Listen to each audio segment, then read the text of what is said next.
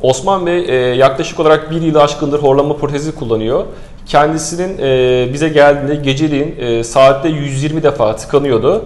Daha sonra biz kendisine horlama protezi yaptık. 120 tıkanması 0.95'e, yani birden daha düşük, neredeyse sıfıra düşmüş. Hemen kendisini soralım. Horlama proteziyle neler değişti hayatında?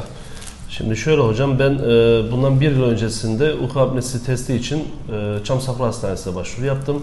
Ve orada gece saatte 114 defa, 120 defa arasında uyku apnesinin olduğu söylenildi. Sonrasında internette sizi buldum.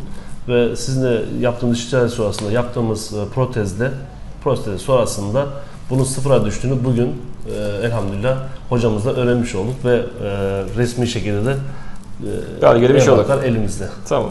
Çok güzel. Çok teşekkür ederiz. Sağ olun. Sağ olun hocam. Elinize sağlık. Sağ olun.